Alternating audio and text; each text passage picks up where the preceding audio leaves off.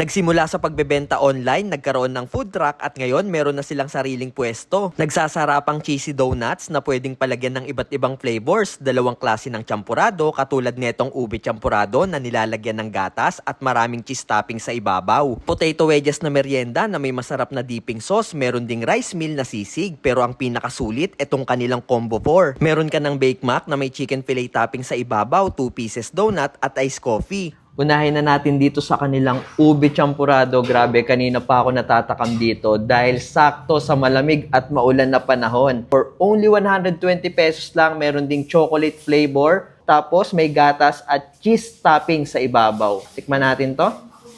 Ayan.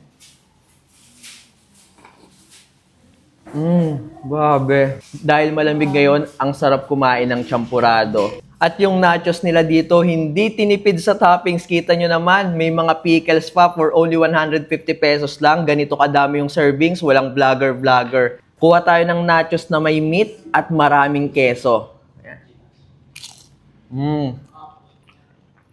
Malasa yung keso. Yung meat na ginamit nila, ang sarap. At ang kagandahan dito, reasonable yung price dahil for only 150 pesos, ganito ka-quality at ganito kadami yung servings, panalo. Kung hanap nyo naman ay rice meal, meron sila dito niyan. Mas try itong sisig nila. For only 200 pesos, ganito na yung servings. Tikman muna natin ng walang rice. Ang sarap sa kanin nito. Potato wedges. Kita nyo na naman, oh, ang lalaki ng potato, tapos meron na rin niyang dip na kasama. Ayan.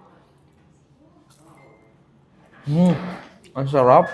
Ito naman yung kanilang Cheesy Donuts Delights na for only 100 pesos pwede na kayong mamili ng iba't ibang flavor. Merong mango, blueberry at strawberry. Tikman natin tong kanilang mango toppings. Ang lambot ng dough.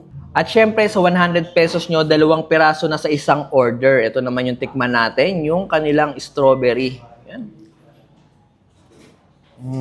Malalasahan mo talaga yung flavor. Ang sarap. Mas try dito yung kanilang combo 4. Meron na kayong Bake Mac na may chicken fillet topping sa ibabaw, 2 donuts, at meron na rin drinks na kasama na iced coffee or iced chocolate. Itong Bake Mac nila, meron ding single order for only 110 pesos lang.